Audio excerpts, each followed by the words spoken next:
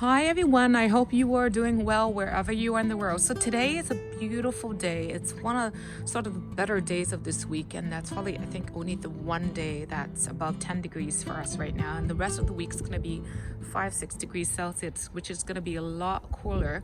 So today I thought I'll come out, finish the cleanup, and also start trimming some of the hydrangeas that I have. And as you can see, I'm just going to show you this one because this is closest to me right now. Look, there are lots of buds on this, so I'm so excited because I'm gonna start trimming these down now that I could see that they've sort of starting to bud a leaf out, and so that's gonna be done today. And I also thought that I'll answer some of the questions that some of you have put on the comments recently. So one of the questions that I had with the video that came out last week was this hand tool that I was using to remove some of the hard reach places when I was doing the front garden cleanup. It's this tool. So this tool is just, let me just point it this way. This tool is just a hand weeder. So this is what I use to remove any of the weed in the grass or in the garden that I see. This brand is actually a Martha Stewart brand. Now, to tell you the truth, I'm not the most high-tech person when it comes to garden tools. For me, as long as it works, it doesn't have to be the best.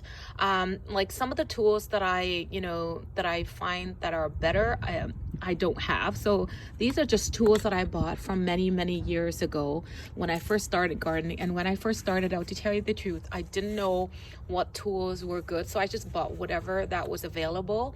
So all of these are stuff that I've had for over 10 years. So if I had to go out and buy new tools again, I probably buy better ones that are out there now. But like I said, these were bought like 12-13 years or even 14-15 years ago, and at the time I didn't know better. So whatever I have, I still kind of try to use even now, but eventually I think I would invest and buy better tools. So I thought I mentioned that. And then I think there was a question recently with regards to what I feed the hydrangeas. So to tell you the truth, this is what I have. I have used coffee grounds, I have rose food, and I have eggshells. So these are the three main things that I give my my plants in the garden. And I also have a lot of compost as well, which I don't have here to show you. So what do I normally feed my hydrangeas? I actually feed my hydrangeas used coffee grounds twice a year.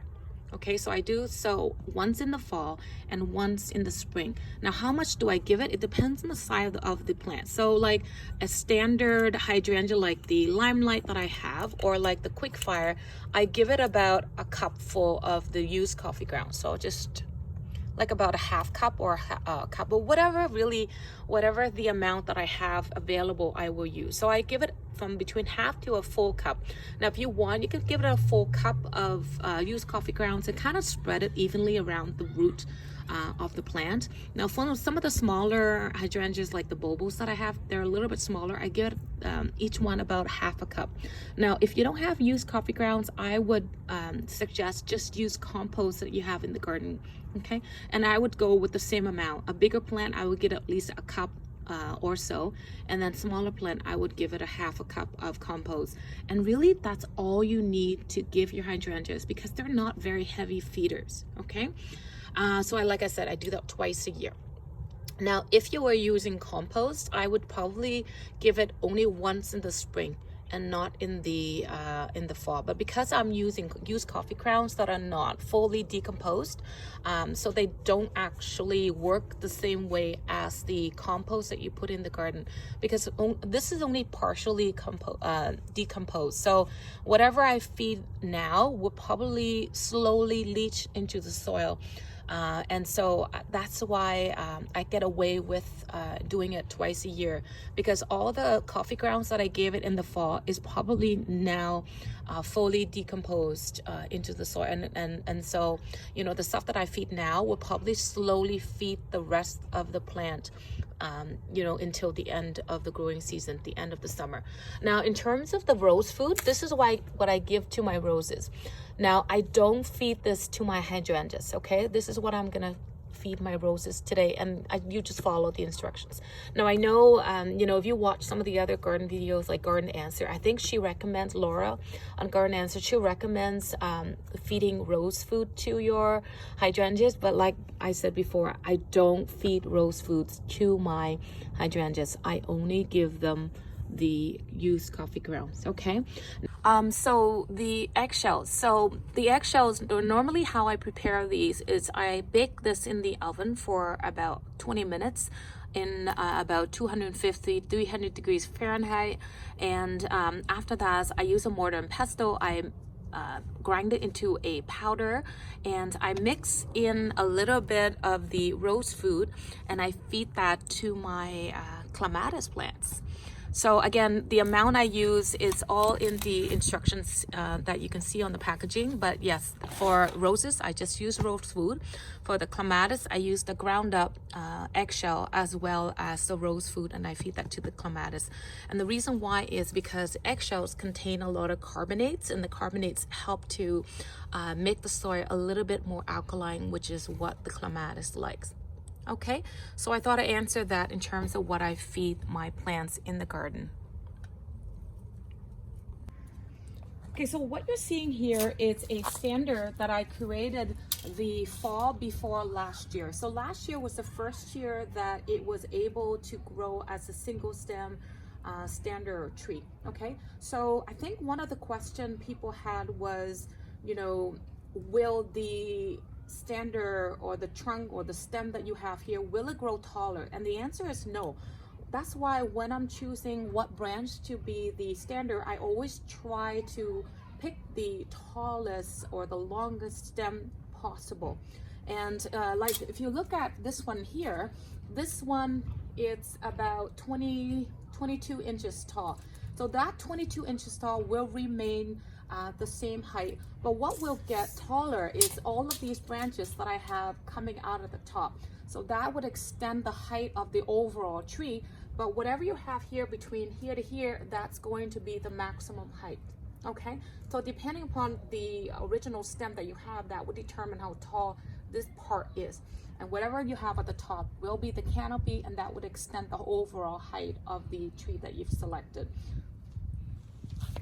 So here's a close-up of the same Bobo Standard that I just showed you. So basically, the fall before last, the stem had one panicle, and I cut that off. So this is the leftover. And then last year, it came out 1, 2, 3, 4. So these became the 4 smaller panicles, and that is now gone. So now if you can see, each of that becomes the branches. And you see the buds that are on there? So those will eventually become sort of new branches that will be a part of the canopy that you're gonna see later on, okay? So here's the Bobo Standard that I created 3 years ago, and I'm hoping that you can see all of this because this is kind of hard to see, right? So you can kind of see that this is the canopy of the entire plant here. And this one, like I said, I created about, I think 3 years ago, and I'm just gonna show you that when I created the tree, or the stem that I chose, had a height of only about 12 inches or so. So as you can see, the height of 12 inches, which is from the original stem that I chose, did not extend taller, right? So that's the maximum, but the entire tree now is about, it's about 25 inches, okay? So overall, you know, comparing this tree to the other one that I just showed you, that had about 22 inches height, this one is only about 13, 12 inches. And then I have the additional, you know, top here, which gives it a total height of 23 inches or so. So what you pick to be the longest stem will determine how tall your tree will get. So the longer the stem, the taller the overall tree. But whatever height of the original stem that you chose, that will not grow taller. It will stay the same, but what will get bigger is the actual stem itself, the actual sort of the standard or that trunk itself will grow bigger as the bulb matures, because the way that trees grow, if you remember in in school, right, when you look at the trunk of the tree, you can count the number of rings, and that will be the age of the tree. So every year that the bulb grows, it will get wider, putting on a new ring around the trunk. But in terms of the height from the base up to this point, this is going to be the maximum height. So whatever you add on top on the canopy, that would extend the height of the overall tree. Okay, so I hope you could see that, and I hope that answers that question that some of you had with regards to how tall this tree gets. So I'm going to show you another example. So this tree that I created about 6 years ago, as you can see, there's the base. Up to this point was the original stem that I had chosen to be the tree. So that was about only, I think 18 inches tall. And then the following year I had more side branches coming out.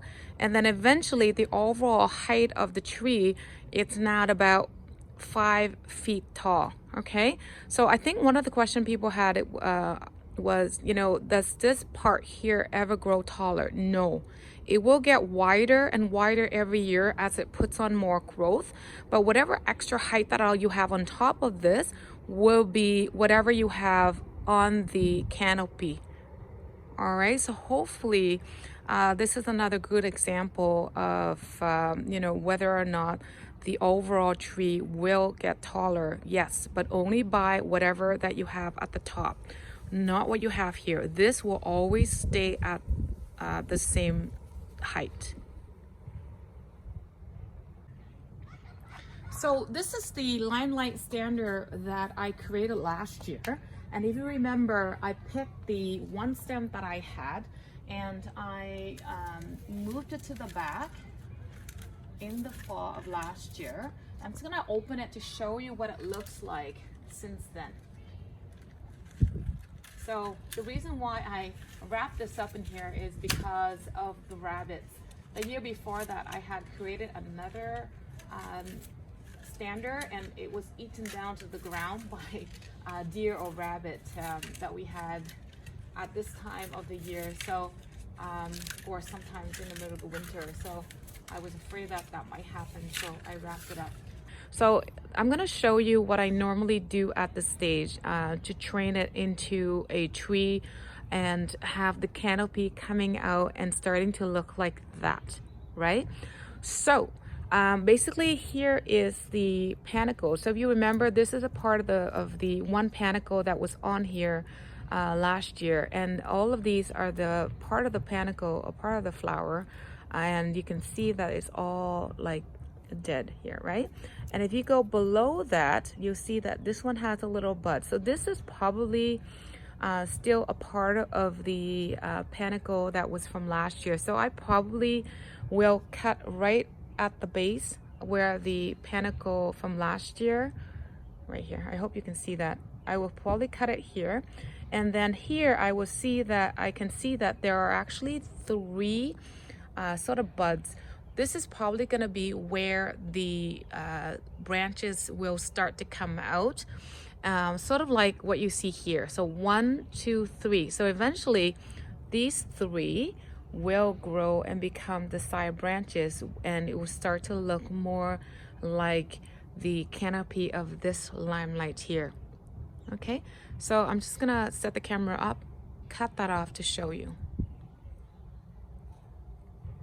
So I just have a clip here, and I'm going to actually take this and clip this to the piece of wood that I've got here, just to kind of keep it straight in place, okay?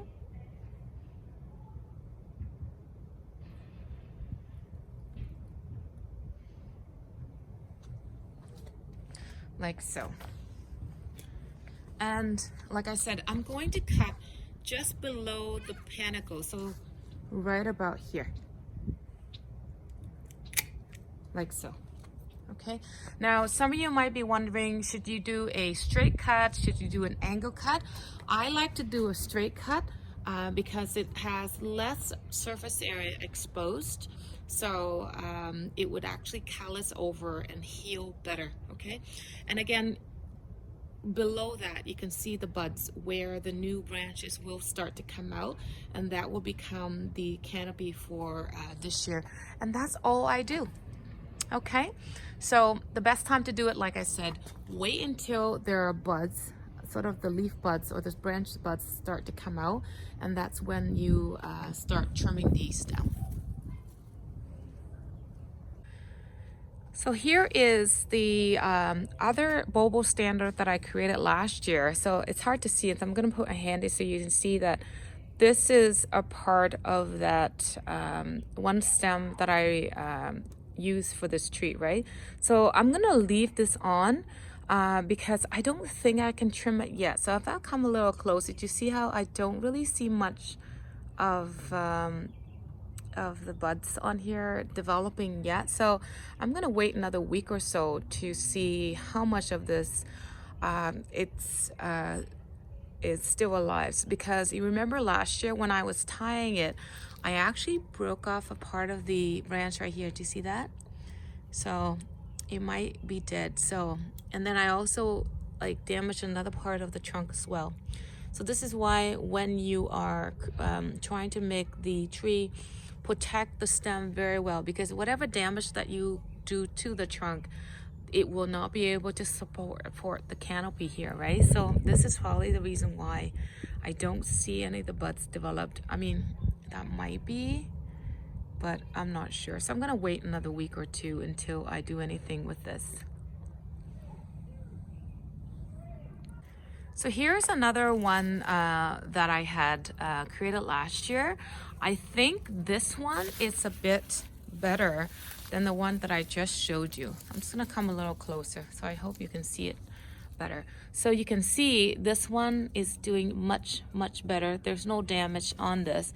Now, do you see how I had another branch on the side that I cut off? So what I may do is I may bury it a little bit deeper into the ground, cover it up with more soil, and so that the tree looks more like a single stem tree. So it looks like, so I will cover that up, right? So you don't see this part later on. So it'll look like a standard tree right there. And as you can see, this one, I think it's doing a bit better than the other one, right? So I can see that there's some buds on here. I mean, how you could tell to see if it's alive is normally you scratch a little bit. You see that? There, do you see green? So that means that this is still alive, which is a good sign. So anytime you're not sure whether it is still alive or not, scrape a little bit. But I would not do it to the main trunk, okay? Because any damage here, that's going to create a lot of problems because you probably end up killing the entire tree. So I would just test somewhere at the top here, because eventually I may end up cutting that off, or up to here, for example, because I want it to sort of to be the canopy to be a little bit shorter, and then I want more stems on the side. Okay, so here's the Bobo Standard that I showed you earlier. So I'm going to use this one to show you how I normally trim my trees, because this is a little bit smaller and it's probably easier to show you. So I'm going to set my camera up to show you how I normally do that. Okay, so I hope you can see it, because sometimes it's hard to see on here. So here's the original bloom that's all dried out. So normally what I do is I first start and I trim the dead bloom away first. Okay,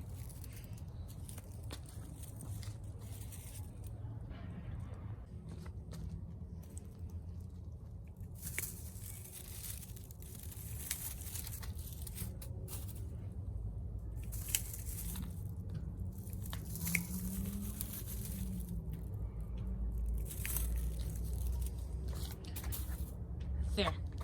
So don't mind this one. This is from the one next to it. So actually I'm going to cut this off as well, so you can see it better, so this doesn't get in the way. There you go. So this is what it looks like after I have removed the dry panicles from last year. And remember, I cut it just sort of above the buds that I see on the stem, right? And that's all I have done so far. So what I could go in is I could remove any of the dead stems, any of the branches that are kind of crisscrossing each other. I could also remove some of the stems that are a little bit weaker, and so on. And what I could also do is cut all of these stems down to about 1/3 to encourage new growth, because like I said, these panicles, they do bloom on new wood. So any of the new growth that comes out this year will be the individual panicles where the flowers will come, right? So I could do that. So I'm just gonna go ahead and do that here. So I'm going to cut to about 1/3. I know this is kind of nervous, so if you're trimming for the first time, it can get a little bit nerve-wracking, but like I said, you want to cut it back so that it can encourage new growth, and new growth is where all the new panicles will come out. Okay, so I am just going to go ahead and do that.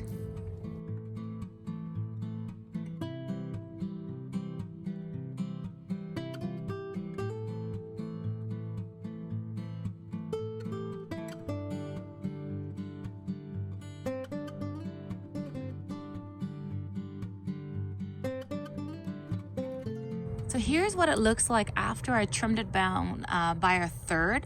And now it does look a little drastic, but trust me, it will be okay. It will bush out, and the canopy will look bushier, and it will be so much nicer later on when it starts to leaf out. So anyway, it is getting a little late, and I want to get all this cleanup done and prepare the garden for spring, because the next few days is going to be really cool. So I want to get this done ASAP. So again, I want to thank you so much for watching this video. I hope you find the video useful, and you have yourself a wonderful day or night wherever you are in the world, and I will see you next time. Thank you for watching. Bye bye now.